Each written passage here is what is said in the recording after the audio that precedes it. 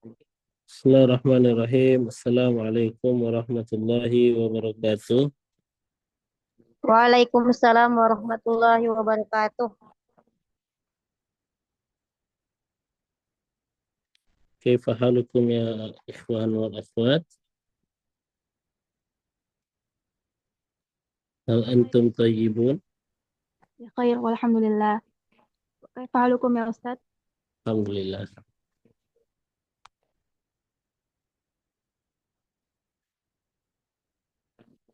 Tayyib. Bismillah, alhamdulillah, wassalatu wassalamu ala rasulillah ma ba'du. Insyaallah kita lanjutkan pelajaran kita pada balaghah, yaitu maksur dan maksur alaihi.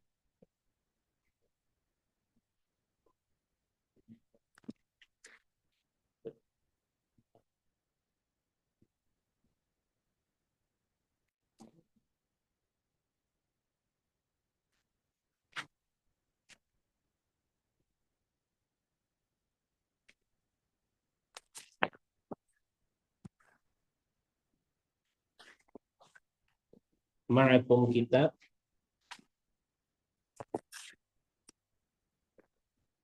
Hal antum jahizuna? Sudah siap?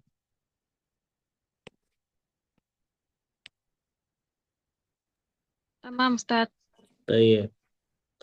Kita kemarin sudah menjelaskan eh, contoh nomor 2 ya. Berarti sekarang contoh nomor 3. Yaitu kemarin kita sudah selesai menjelaskan contoh nomor 1 dan contoh nomor 2. Adapun contoh nomor 3 yang di layar, innama yatadzakkaru ulul albab. Sesungguhnya hanya orang-orang yang berakal, ulul albab, orang-orang yang memiliki akal ya. Yatadzakkar, yang mengambil pelajaran.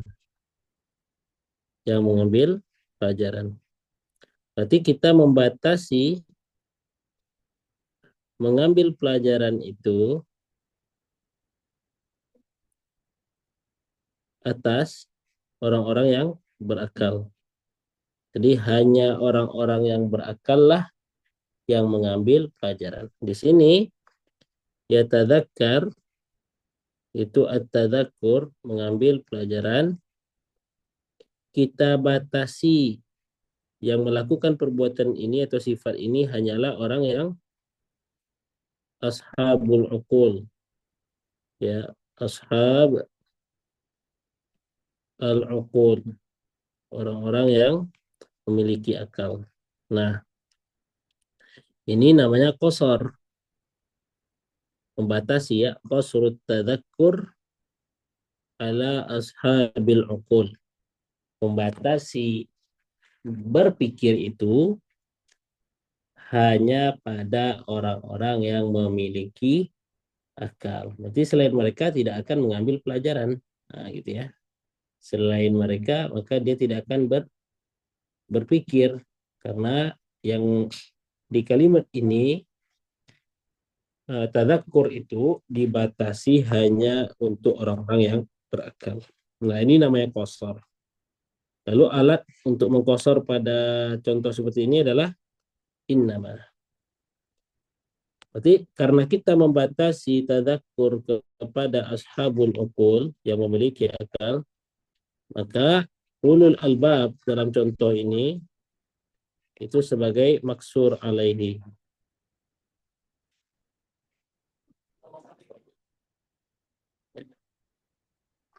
Sedangkan yatadzakkar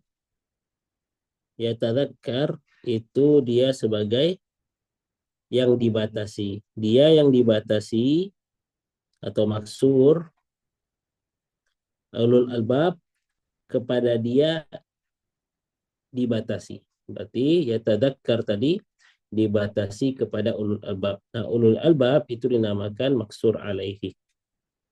Tayyib. Jadi ini thoriqatul qasar yang kedua, Pak. Pakai innama. Tayyib. kita lanjutkan contohnya.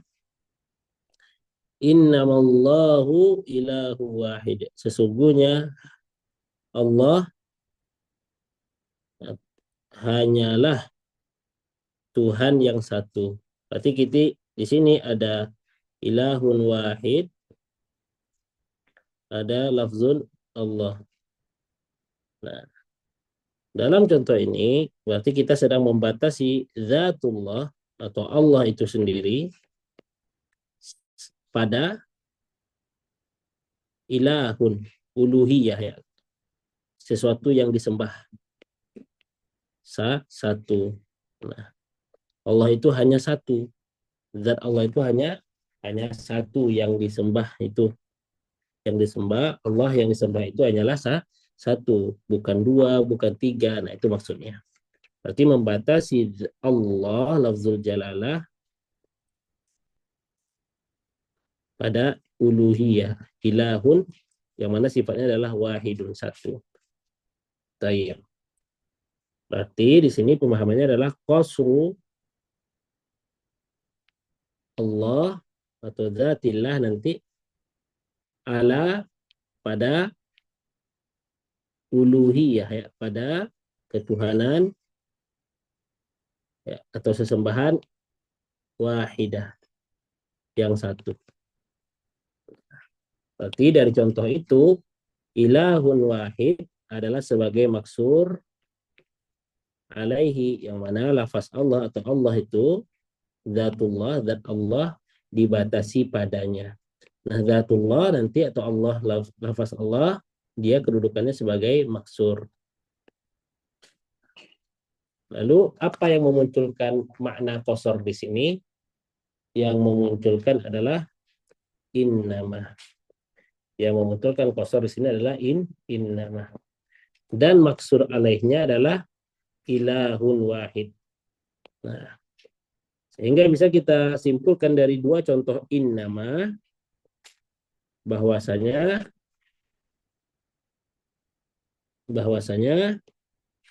maksur alaihi pada innama selalu berada di belakang. Ya, maksur alaihi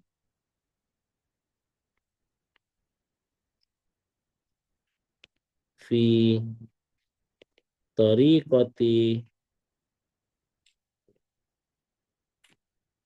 al-qasar fi tariqati qasri fi tariqati innama gitu ya.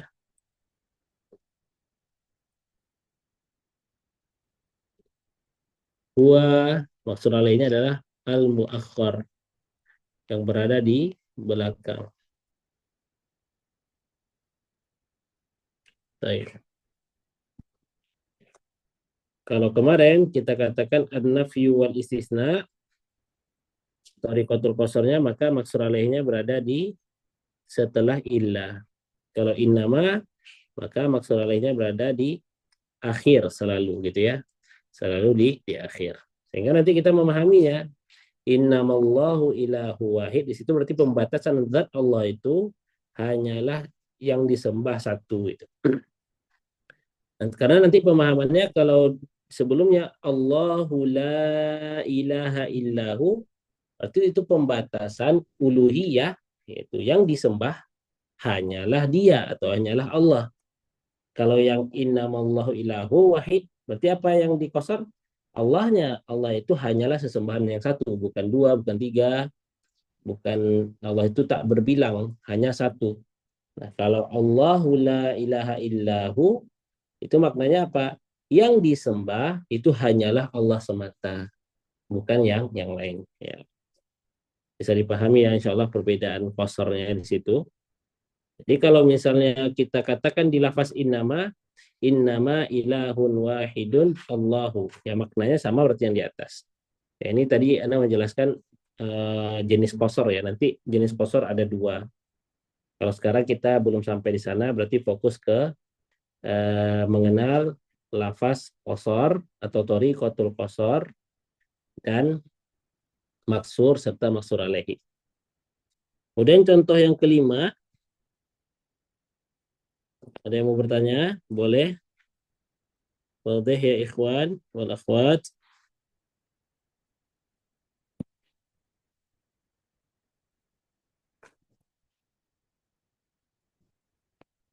Wadi Ustadz. Ya, Ummu Fatim.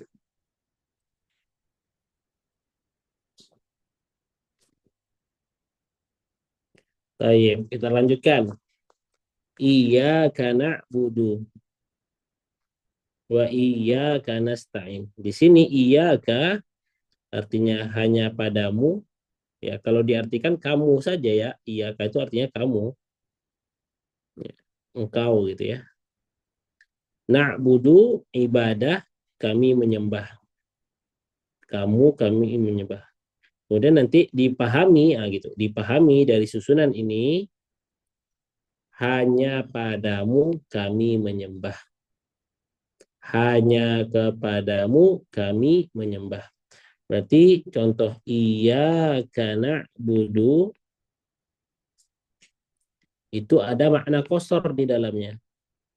Makna qasarnya apa? Hanya padamu kami menyembah. Berarti ibadah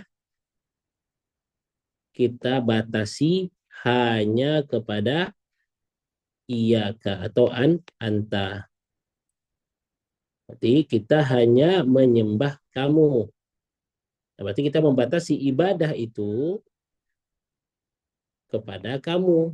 Hanya kamu kami menyembah. Nah, berarti ini qasar, yaitu mengqasar ibadah, membatasi ibadah itu, qasru ibadah ala anta gitu ya. Baik.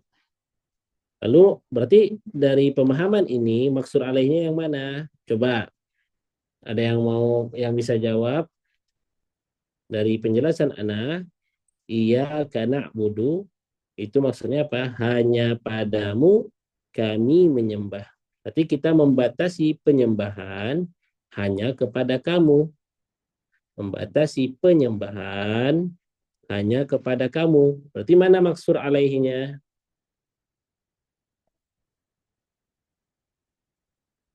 Iyaka, kamu ya. Iyaka, itu kah? Kamu. Berarti ini maksud alaihi. Kepadanya kita nanti membatasi apa? Membatasi ibadah sebagai maksur. Nah, lalu apa alat atau thoriqatul qasar yang ada pada contoh ini? Apa thoriqatul qasar yang ada pada contoh ini? Thoriqatul qasar yang ada pada contoh ini adalah uslub takdim mahakkuhut takhir. Ya, takdim mahakkuhut takhir.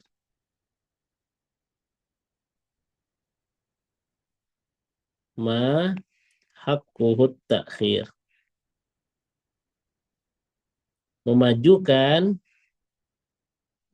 sesuatu yang haknya dia di belakang. Memajukan sesuatu yang haknya di belakang. Nah, maf'ulun bih, iyyaka na'budu, iyyaka itu sebagai maf'ulun bih. Na'budu itu fi'il dan fa'il.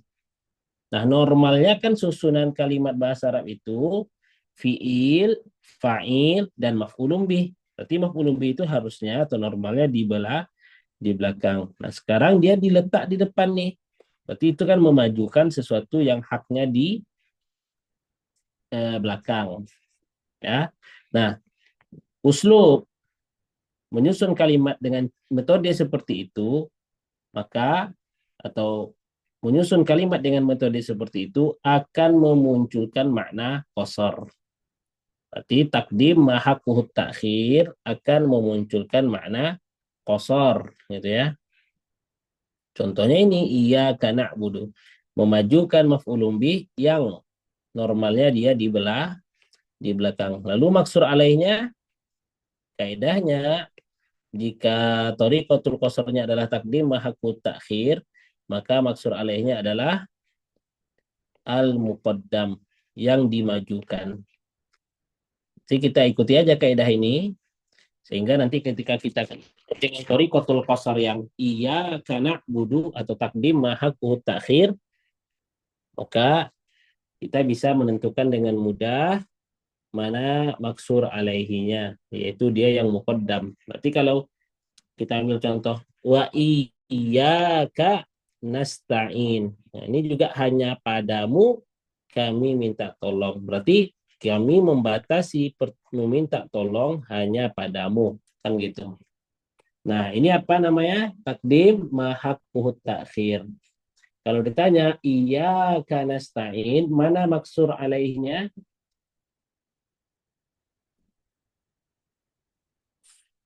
Mana maksur alaihnya?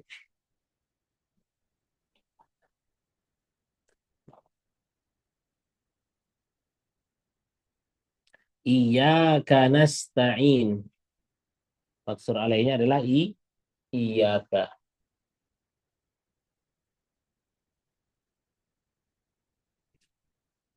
Baik, kita lanjutkan lagi bacanya. Qala Abul Fadlil Mikaliyu umrul fata dzikruhu la tulu muddatihi wa mautuhu khizyuhu la yaumuhuddani.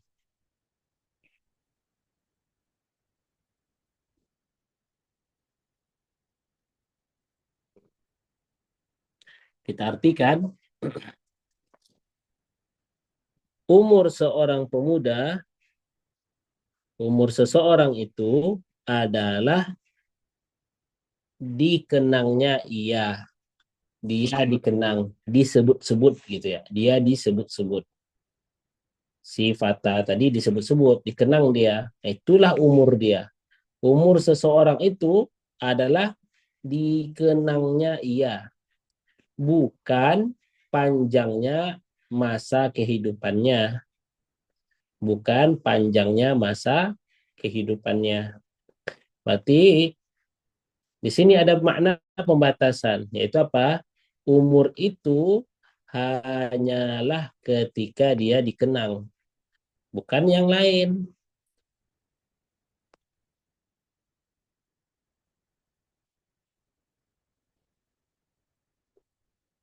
Ya, bisa ya. Ini bisa. Untuk tadi takdim mahakkuhut takhir bisa juga berlaku untuk jumlah ismiyah, yaitu khobar di takdim. Maka ketika khobar di takdim akan memunculkan makna kosor. Soalnya nanti kita akan ketemu itu sama penjelasannya dan contohnya ya. Baik, lanjut. Umrul fata. Sekarang kita masuk contoh berikutnya. Umrul fata, umur seseorang itu adalah ketika dia disebut, dikenang, bukan panjangnya masanya. Baik. Berarti di sini kita membatasi umur kepada dikenang. Umur itu apa? Ya, yang dikenang, yang enggak yang lain. Itu kan pembatasan. Jadi ini ada kosor di sini. Ada makna kosor. Membatasi umur itu hanya pada sesuatu yang dikenang. Berarti yang lain tidak.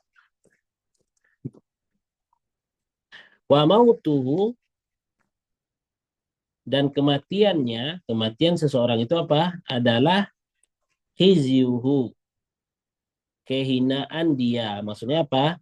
Kematian seseorang itu hanyalah dia terhina. Khizyun itu hina, atau kita artikan di sini tidak berguna. Lebih mudahnya kita pahami dulu tidak berguna. Jadi kematian itu apa? Kematian seseorang itu. Seseorang dianggap mati ketika dia tidak berguna. Nah, gitu ya. Bukan yaumuhuddani, bukan harinya yang dekat lagi atau ajalnya yang dekat. Jadi kematian seseorang itu bukan ajalnya yang sudah tiba, tapi kematian seseorang itu adalah dia tidak berguna. Berarti di sini membatasi kematian pada ketidakbergunaan seseorang. Jadi seseorang kalau dia tidak berguna, maka dia itu sudah sama saja dengan mati. Baik, di sini ada makna kosor. Di sini ada makna kosor. Lalu apa yang memunculkan makna kosor tersebut? yang memunculkan makna qasar tersebut adalah atof dengan la. Atof dengan la. Atof bi la gitu ya. Atof dengan huruf la.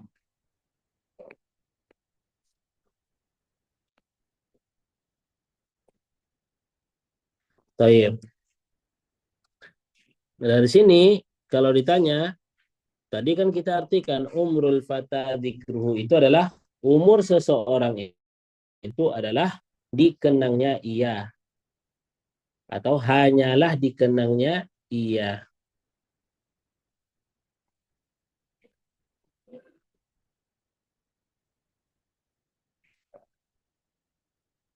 adalah dikenangnya ia. Berarti sini membatasi umur pada dikenangnya ia. Kalau ditanya mana maksur alaihinya, nah, silahkan dijawab.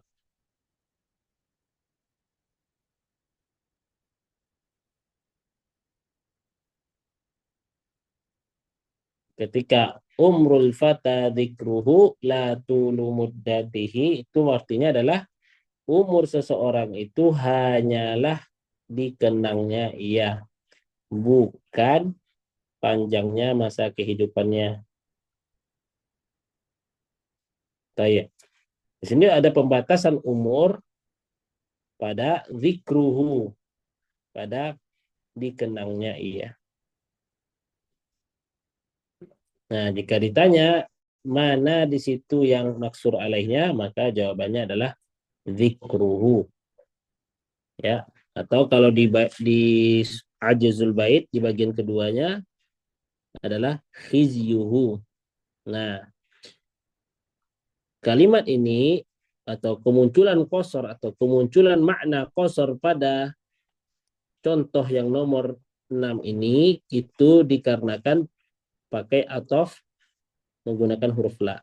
Jadi kalau di dalam kalimat ada pengatofan dengan huruf la, maka itu maknanya qasar. Yaitu maknanya kok qasar. Nah, maksur alaihnya mana? Maksur alaihnya adalah al-muqabil ya. Bahasa kitabnya al-muqabil lima ba'da la. Al-muqabil itu artinya lawan. Lawan dari apa yang berada setelah la. Lawan dari lafaz yang berada setelah la. Nah, lawannya apa? Tulu. Di sini cerminannya adalah zikru. Karena tulu ini ma'tuf alaihnya zikru. Maka zikru inilah lawannya. La yaumuhuddani. Setelahnya yaumu sebagai ma'tuf. Sehingga lawannya adalah khizyuhu. Lawannya adalah khizyuhu sebagai ma'tuf alaihi. Nah, dialah nanti yang jadi maksur alaihnya. Yaitu siapa? Maksur alaihnya adalah ma'tuf alaihi pada thoriqatul qasar. La atau atof dengan la adalah ma'tuf alaihi.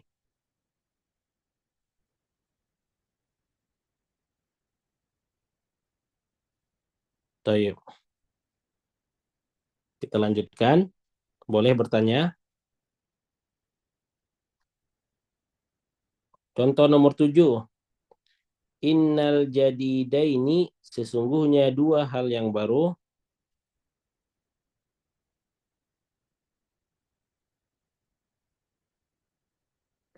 Pertanyaan.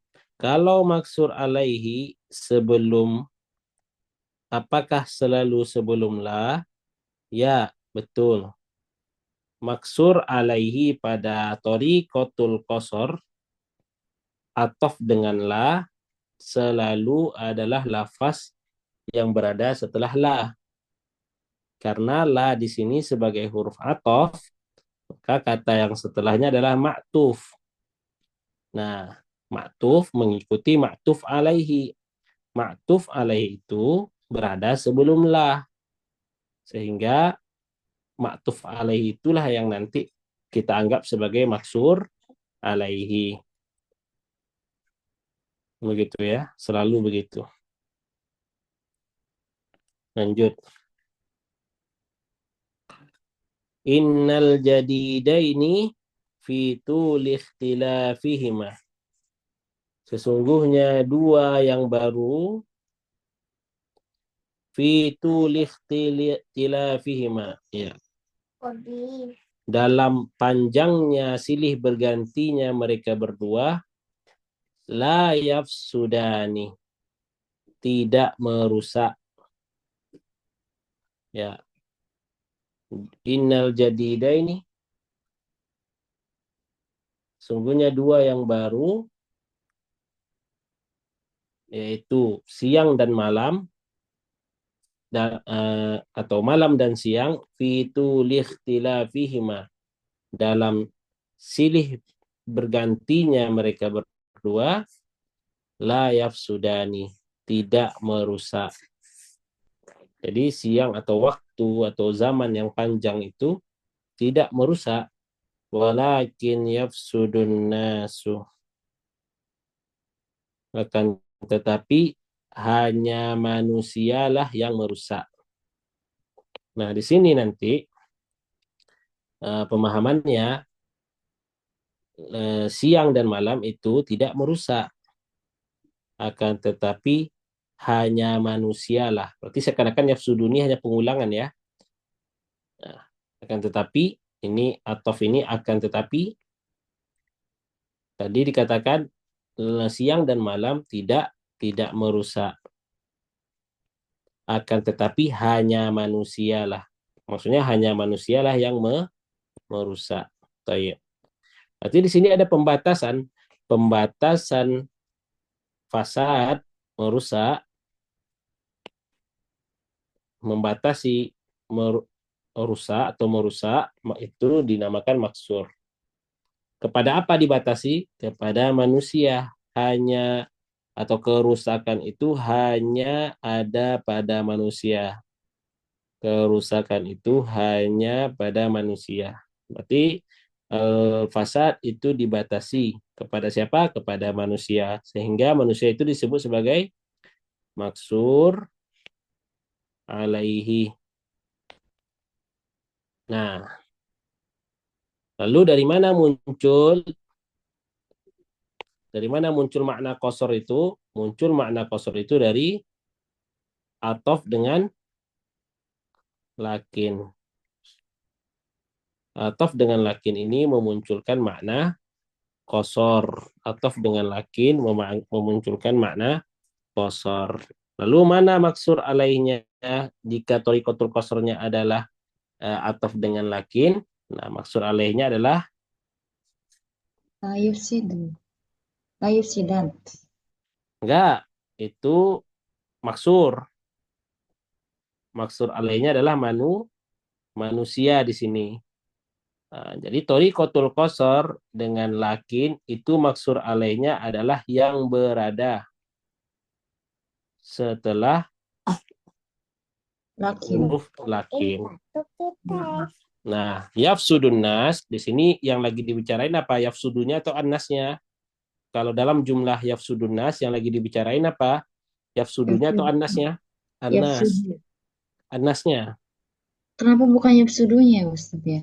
Hanya Iya. dibahas tentang kerusakannya ya? Jadi Oh, kalau maksudnya yang bikin kerusakan itu manusia gitu ya? iya, kan tadi la yafsudani sudah disebutkan. Kemudian disebutkan yafsudun nas, walakin yafsudun nas. Nah, dalam jumlah fi'liyah ini, yafsudun nas, ini kan jumlah fi'il dan fa'il. Nah, jumlah fi'il dan fa'il itu kan musnad dan musnad ilaihi. Itu ada kita pelajari sebelumnya. Nah, kalau ditanya dalam jumlah ini, jumlah fi'il dan fa'il, mana musnad ilaihinya? Musnad ilaihinya adalah fa'il, yaitu annas. Nah, di dalam kalimat yang menjadi tokoh pembicaraan itu adalah, atau yang menjadi tokoh utama yang dimaksud adalah musnad ilaihi. Seperti kalau kita bilang al-faslu kabirun. Kelas itu besar. Ini mubtada khobar. Mana musnad ilainya? Mubtada. Nah, al-faslu kabirun, kelas itu besar, berarti kita lagi bicarain apa? Besar atau kelas? Nah, kan gitu. Begitu juga ja'a aliyun. Ali telah datang. Mana fa'ilnya? Ali. Berarti kita lagi bicarain apa? Ya, kita lagi bicarain Ali, bukan datangnya. Nah, kan gitu. Itu maksudnya ya. Ustaz dan Ustazah. Nah, itu sedikit melebar ya. Akan tapi kembali kita jelaskan. Walakin yafsudun nas, yang dianggap yang berada setelah lakin di sini bukan yafsudu, tapi annas, gitu ya. Nah, kita ulang menerjemahkannya. Siang dan malam, walau dia panjang silih berganti, la yafsudani, tidak merusak. Akan tetapi hanya manusialah yang merusak. Berarti yang merusak ini ya sama aja, disebutkan yafsudu ini, disebutkan atau tidaknya ya, itu sudah terpahami dari la yafsudani sebelumnya gitu ya. Nah, jadi maksur alaihnya di sini adalah ba'da lakin. Mana dia? Bukan yafsudu tapi annas. Begitu. Semoga bisa dipahami. Jadi si yafsudu itu kenapa tidak dianggap dia? Karena dia adalah yang sudah disebutkan sebelumnya. Nah, sehingga pemahamannya begini. Siang dan malam tidaklah merusak. Akan tetapi hanya manusialah gitu yang merusak. Nah, pertanyaannya, berarti kalau ada lafaz hanya, di situ ada kosor. Apa yang memunculkan kosor di situ? Yang memunculkan kosor adalah adanya uslub atau susunan kata yang menggunakan atof pakai lakin. Nah, lalu apa maknanya? Maknanya adalah membatasi kerusakan hanya pada manusia. Membatasi kerusakan hanya pada manusia. Nah, jika seperti itu, berarti ini namanya apa? Maksur alaihnya adalah manusianya. Nah, kalau dipahami seperti yang ditulis Ummu Arini, ya bisa juga ya. Tapi kita fokusnya di maksur alaihnya saja. Karena kalau kita sudah tahu di maksur alaihnya yang mana, nanti kita akan otomatis mengetahui maksurnya. Kita menganggap si yafsudu ini adalah maksurnya, atau maksurnya adalah yafsudani pun itu tidak berpengaruh. Kenapa? Ya karena maknanya sama, yaitu merusak. Nah, kita membatasi merusak itu kepada siapa? Tak mungkin kan kita membatasi yang merusak itu hanyalah yang merusak. Nah, kan nggak mungkin. Nanti kita membatasi yang merusak itu hanyalah manusia. Nah, manusia maksud alaihnya dan posisinya berada setelah lakin. Begitu ya. Bebas sebenarnya apakah kita menganggap yafsudu ini maksurnya atau la yafsudani maksurnya. Karena yang akan menjadi acuannya nanti adalah maksur alaihnya. Maksur alaihnya. Maksur alaihnya di sini adalah annas gitu ya. Ayo. Jadi maksur alaihnya itu ma ba'da lakin, yang berada setelah lakin. Nah, kaidahnya begitu bunyinya. Nah, kalau kita ikuti kaidah, kemudian kita anggap si yafsudu adalah maksur alaihnya, maka maknanya ya begini jadinya. Siang dan malam dengan silih panjangnya mereka silih berganti tidaklah merusak, akan tetapi hanya merusaklah manusia. Enggak masuk gitu ya, enggak jadi apa dia jadi kacau pemahamannya. Baik.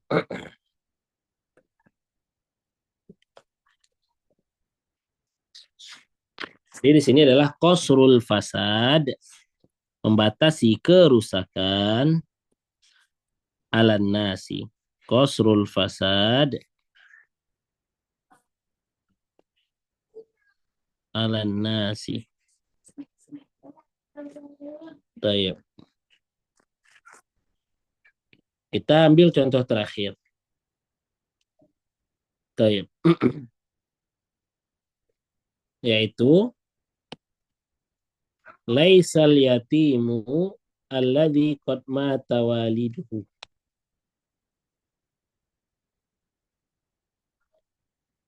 Orang yatim itu bukanlah yang telah meninggal ayahnya. Nah, gitu. Balil yatim, akan tetapi yatim itu hanyalah orang yang yatimul ilmi wal adabi, yang yatim tak punya gitu ya. Kita artikan saja tak punya, yang yatim tak punya ilmu dan adab. Baik. Dari pemahamannya, kita ulang, anak yatim itu bukanlah yang mati ayahnya, akan tetapi, nah gitu ya, atau ya akan tetapi yatim itu hanyalah yang tak punya ilmu dan adab. Berarti kita di sini membatasi apa? Membatasi kosru, membatasi yatim,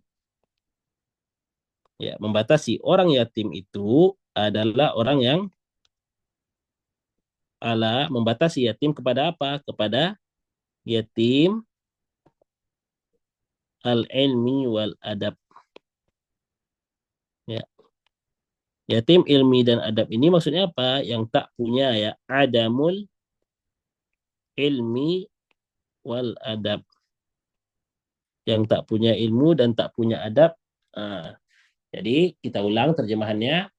Orang yatim itu bukanlah yang telah mati ayahnya. Akan tetapi yatim itu adalah atau hanyalah yang yatim ilmu dan adab. Nah, di sini membatasi yatim kepada yatim ilmu dan adab. Nah, lalu makna qasar yang muncul dari kalimat ini dari mana? Apa yang memunculkan makna qasarnya? Yang memunculkan makna qasarnya adalah al-atof menggunakan bal. Atof menggunakan bal. Gitu ya. Lalu jika thoriqatul qasarnya adalah atof dengan bal, maka maksud alaihnya mana? Sesuai kaidah, maksud alaihnya adalah sama dengan itu. Ba'da ba'da ba'da bal ya. Ba'da bal. Setelah huruf bal itu sendiri maksud alaihnya. Yang mana di dalam contoh disebutkan yang berada setelah bal adalah yatim. Tapi bukan itu maksudnya. Tapi yang dimaksud adalah yatimul ilmi wal adab ini. Karena yang akan dikosor adalah yatim itu sendiri nanti. Boleh kita pilih yatim ini ataupun yatim yang ini. Jadi yatim itu hanyalah siapa? Hanyalah terbatas pada orang yang yatim ilmu dan adab. Nah, kalau kita sudah tahu maksud alaihnya, sebenarnya kalau kita sudah tahu maksud alaihnya dan kita mengetahui maksud alaih dari rumus, kaidah, maka nanti itu akan otomatis atau mudah mengetahui maksudnya. Mengetahui maksudnya. Begitu ya. Baik. Habis kita dari 8 contoh dan bisa kita simpulkan dari 8 contoh itu thoriqatul qasar ada 4. Ya, thoriqatul qasar itu ada 4. Yaitu pertama an-nafyu dan istisna. Kemudian yang kedua innama. Kemudian yang ketiga adalah at-taqdim atau taqdimu ma haqquhu ta'khir. Kemudian yang keempat adalah atof dengan la, bal, ataupun lakin. Nah, masing-masing thoriqatul qasar memiliki rumus untuk mengetahui maksur alaihinya. Dan jika maksur alaihnya sudah terdeteksi, insya Allah untuk mengetahui mana maksurnya akan menjadi mudah. Begitu ya, semoga bisa dipahami. Tayyib, Afwan Ustadz, izin bertanya. tafadhol.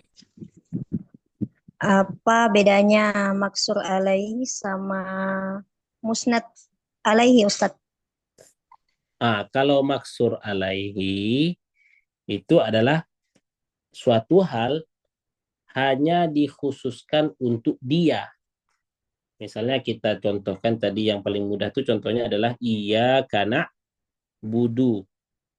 Hanya kepadamu kami menyembah. Berarti kita membatasi penyembahan kepada siapa? Kepada kamu. Berarti kamu itu adalah maksur alaihi. Kalau musnad ilaihi, itu yang kita pelajari sebelumnya. Musnad ilaihi adalah sesuatu yang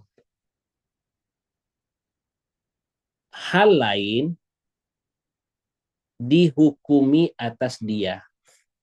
Musnad ilaihi apa? Sesuatu yang hal lain dihukumi atas dia. Tidak dibatasi, tapi dihukumi saja. Contoh, al-bustanu jamilun. Kebun itu indah.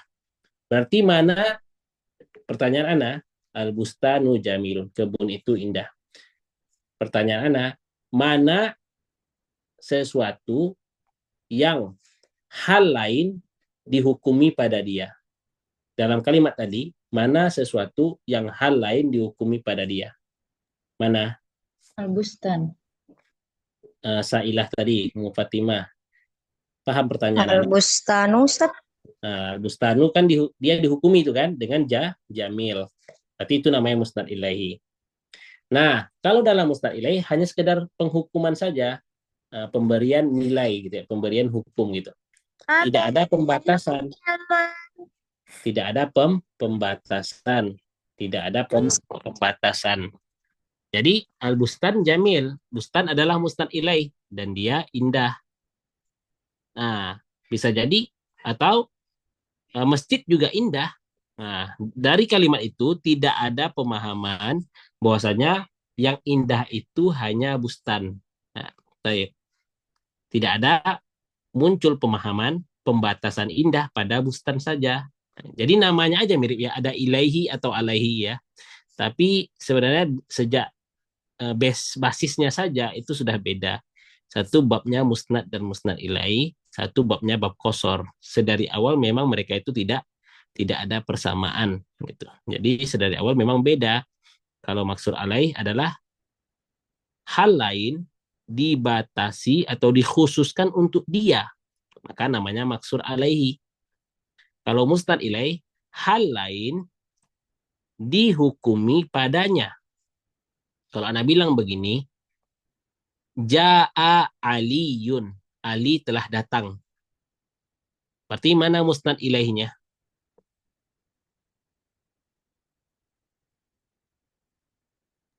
Ali. Ali.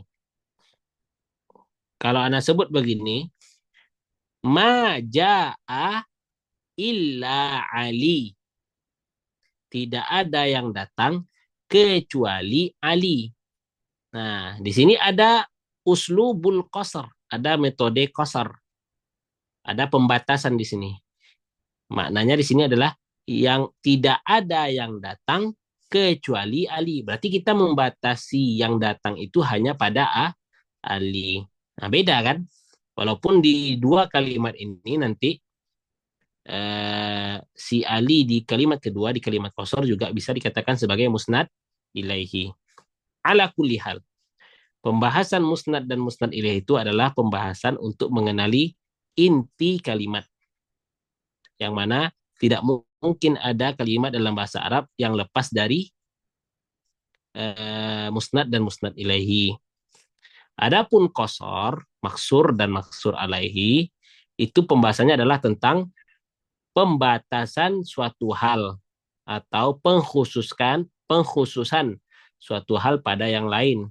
Yang mana gunanya mengkhususkan suatu hal pada yang lain itu ada beberapa hal. Gunanya itu adalah beberapa hal, diantaranya untuk menegaskan atau untuk meringkas.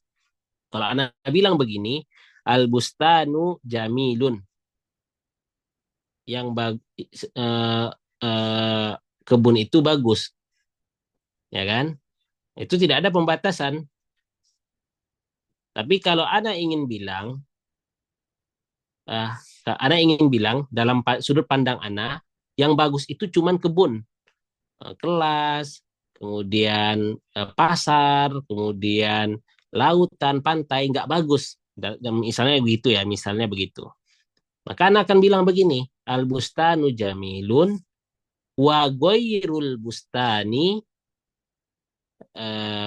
atau wa ghairul bustani qabihun, misalnya. Wa ghairul bustani qabihun.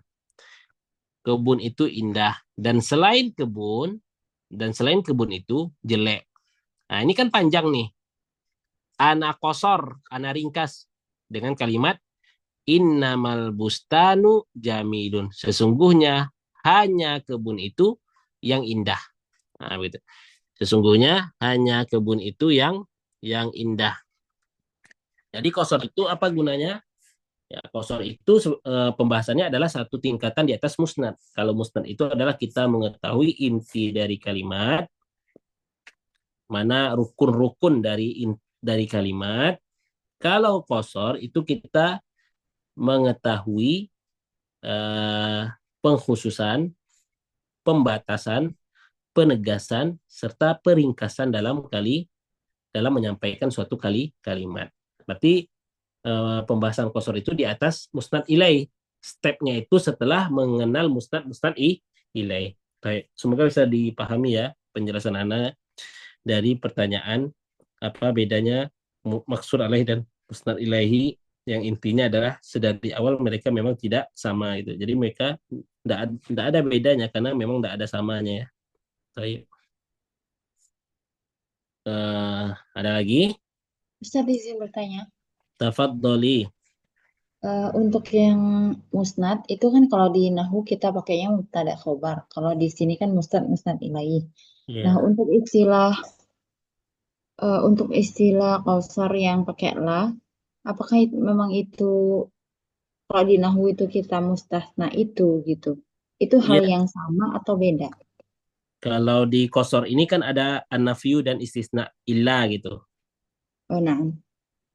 Kalau Berarti ketika bagaimana? pakai ilah kondisinya Bagaimana? sama dengan di mustasnahnya Nahwu gitu ya? Iya, betul sekali. Oh, Kosor nah. yang ada sama kita, thoriqatul kosor yang pertama adalah an-nafyu wal istisna. Nah, kalau dalam nahu, uslub itu misalnya la ilaha illallah atau mal faragu illa mafsadah. Ini dalam nahu disebut uslub apa? Istisna mufarragh, yaitu susunan istisnanya atau kalimat istisnanya adalah manfi dan mustasnanya tidak disebut. Berarti itu apa? Nakis. Manfi dan nakis itu disebut istisna mufarragh. Nah, gitu. Kalau di dalam nahu kita mempelajari susunan-susunan kalimat itu. Bagaimana menyusunnya, apa kedudukannya. Nah, kalau di balaghah kita naik satu tingkat.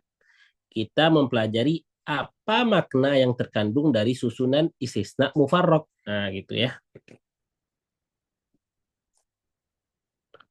Ustaz. Jazakumullahu khairan. Baik. Baik. Kita tidak baca syarah mufradat ya teman-teman. Karena syarah mufradat itu adalah penjelasan dari kosakata yang ada di dalam contoh. Dan Ana rasa kata demi kata yang ada dalam contoh sudah Ana artikan. Dan itu bagi kita yang non-Arab lebih daripada makna. Sudah Ana artikan, Ana jelaskan ya. Jadi kita tidak baca syarhul mufradat. Kalau antum mau baca, silahkan dibaca. Kemudian nanti jika bingung makna atau pemahamannya silahkan bertanya ke Ana. Makna al-qasar. Makna al-qasar yang ini juga sudah Ana jelaskan, Ana rincikan, tapi insya Allah akan kita baca. Akan kita baca nanti ya. Kita skip dulu, kita langsung ke inti karena masih Afwan hangat Ustadz, ya. apakah ada ciri-ciri khusus untuk maksur dan maksur alaihi? Karena nggak paham pertanyaannya. Ciri-ciri khusus. Maksudnya kayak bagaimana kita tahu ini maksur dan ini maksur alaihi gitu Ustadz? Ya, cara mengetahuinya ada untuk mengenal mana maksud dan maksud lainnya, kaidah hanya memberitahu kita atau kaidah nanti akan menolong kita untuk mengetahui mana maksud alaihinya. Baik, lihat, karena itu akan kita jelaskan di sini nanti. Karena Ana memang niat untuk membukanya, jadi beberapa penjelasan-penjelasan ini akan Ana skip dulu.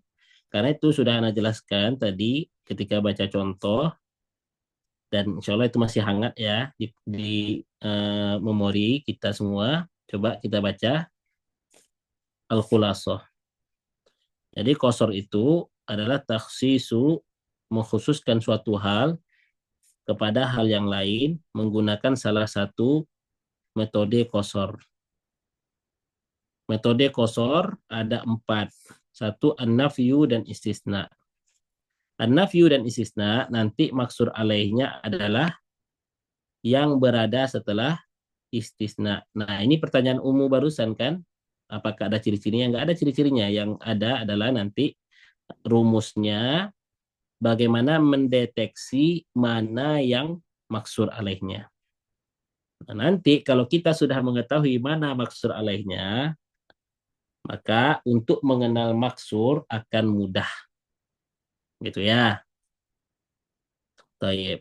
Kalau thoriqatul kasarnya adalah an-nafyu wal istisna, maka maksud alaihnya adalah apa yang berada setelah alat istisna, yaitu siwa, goiru, atau illa. Baik, kita contohkan. Ma ja'a illa Zaidun. Tidak ada yang datang kecuali hanya Zaid. Taib. Di sini ada an-nafyu. Di sini ada istisna. Berarti ada makna qasar di dalamnya. Mana maksud alaihnya? Ummu Fatimah.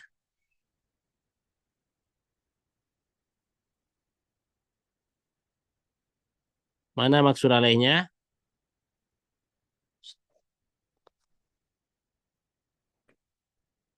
Coba. Zaidun Ustadz, Zaidun. Kenapa anti pilih Zaidun adalah maksud alaihnya? Karena, coba jawab. Zaidun Ustadz. Iya betul. Kenapa anti pilih Zaidun sebagai maksud alaihnya? Kenapa? Karena, Karena Zaidun yang dibatasi. ya itu kalau anti udah paham kan. Kalau misalnya kita belum paham nih artinya, Ustadz. karena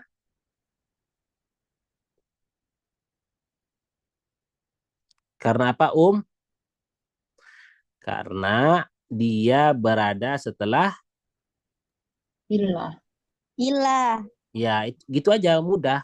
Paham tidak paham kita pasti akan bisa menemukan mana maksud alaihnya. Maksud alaihnya mana? Ya apa yang berada setelah ilah. Nanti setelah itu barulah kita berusaha untuk agak memahaminya. Nah setelah itu barulah mudah kita untuk menemukan maksud alaih. Jadi Zaidun adalah suatu yang hal lain dibatasi padanya. Nah dalam kalimat ini apa yang dibatasi pada si Zaid? Itu datang. Pun kalau kita bilang misalnya maja'at tullabu illa Zaidan misalnya atau illa Zaidun. Ya, tidak mungkin kan tulab murid-murid dibatasi pada Zaid, nggak juga masuk maknanya gitu ya. Itu maksudnya dari kaidah kita harus mengetahui dulu mana maksud alaihnya, dan cara mengetahui maksud alaihnya adalah dengan mengingat kaidah ini atau rumus ini. Kalau kita sudah tahu mana maksur alaihnya, kita akan mudah untuk mengenal mana maksur. Baik. Jadi bunyi kaidah pertama adalah thoriqatul qasar an-nafyu dan istisna. Maksur alaihnya adalah ma ba'da istisna. Baik. Illa. Ma ba'da illa. Kemudian yang kedua, thoriqatul qasar yang kedua adalah pakai innama. Innama innama yatadzakkaru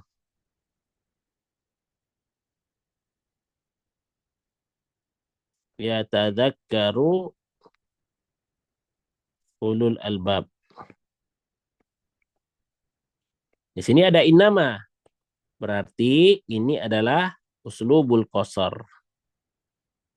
Lalu mana maksur alaihnya? Wal maksuru alaihi wal muakhar wujuban. Dia adalah yang di belakang selalu. Mana yang di belakang? Ada innama, ada yatadzakkaru, dan ada yang ulul albab. Ini sepaket nih, ulul albab nih. Karena mudhaf mudhaf ilaih. Nah, dari kaidah, maksur alaihnya adalah yang di belakang. Berarti dari situ bisa kita pahami maksur alaihnya adalah ulul albab. Al-maksur alaihnya adalah ulul albab. Yang memiliki orang-orang yang memiliki akal. Lalu apa yang dibatasi kepada orang-orang yang memiliki akal? Yang dibatasi padanya adalah tadzakur, mengambil pelajaran. Sehingga tadzakur adalah maksur alaihi. Baik, lanjut. InsyaAllah di pertemuan berikut. Ya, itu sedikit saja dulu. Khulasohnya nggak selesai ya. Kita sudahi aja. InsyaAllah kalau kita baca pun makna qasar ini itu sudah kita jelaskan tadi. Tapi InsyaAllah kalau Atun mau membacanya besok InsyaAllah akan kita baca ya. Agar lebih terulang lagi dan lebih lengket begitu ya. Nanti besok tinggal sesi sedikit murojaah dan mencoba mengerjakan latihan. Jika lancar InsyaAllah lanjut ke bab berikutnya ya. Baik, barakallahu fikum. Ada pertanyaan lagi terkait qasar?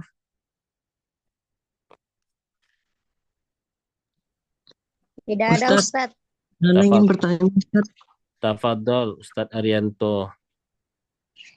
Ini Ustadz, Ana jadi teringat pas di awal-awal belajar kan Ustadz ada bertanya tentang antara ma anta illa katibun dengan ma katibun illa anta, itu yang mana celaan, yang mana pujian, berarti itu masuk ke bagian qasar ya Ustadz?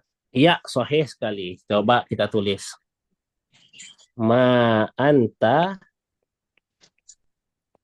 illa katibun. Walaupun ini pembahasannya nanti ada di pembagian qasar ya. Qasar ada dua. Tadi khulasohnya tidak selesai kita baca ya. Ma anta illa katibun. Ma katibun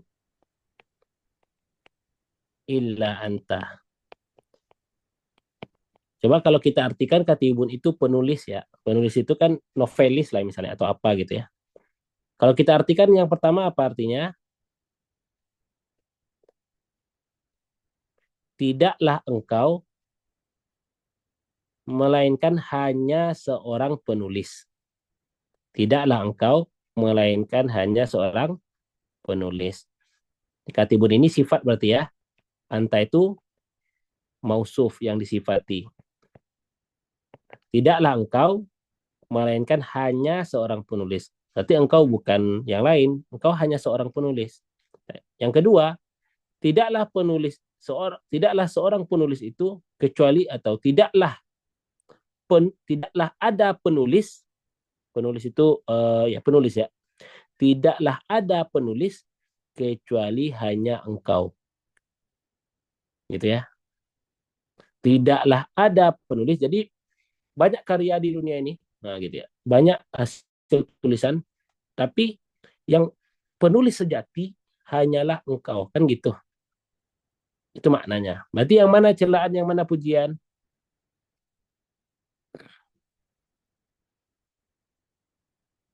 Nomor satu bisa dianggap celaan enggak? tidaklah kamu itu kecuali hanya seorang penulis. Kamu misalnya kalau kamu punya keluarga, kamu bukan suami yang baik, kamu bukan ayah yang baik, kamu bukan misalnya masyarakat yang baik, kamu hanya penulis, nah gitu. Seakan-akan dia membatasi kamu itu hanya eh, bisa nulis doang, nah gitu ya. Nah, celaan. Walaupun celaan berarti ini. Walaupun nanti kalau kita belajari tentang qasr lebih dalam, nanti ada yang namanya idhofi ya. Bisa jadi ini secara sekilas ini celaan gitu ya. Dan waktu Anda menjelaskan tuh maksudnya memang ini. Maka tibun illa anta, tidaklah ada penulis kecuali hanya kamu. Penulis-penulis lain itu nggak dianggap gitu. Berarti ini pujian. Pujian penulis itu hanya kamu. Nah gitu ya. Penulis banyak, tapi hanya kamu. Nah, kan gitu, itu kan pujian. Tayyib. Wadih. Insyaallah wadih Ustaz. Barakallahu fikum. Tayyib. Kita sudahi ya teman-teman. Semoga bisa dipahami. Dan insya Allah inti dari qasr ini ada di Al-Khulasoh tadi ya. Antum boleh baca-baca untuk persiapan besok gitu agar lebih nyambung nantinya. Jazakumullahu khairan. Subhanakallahumma bihamdika asyhadu an la ilaha illa anta astaghfiruka wa atubu ilaik. Assalamualaikum warahmatullahi wabarakatuh. Waalaikumsalam warahmatullahi wabarakatuh. Jazakumullahu khairan, Ustaz. Ayyakum. Waalaikumsalam warahmatullahi wabarakatuh. Jazakallah.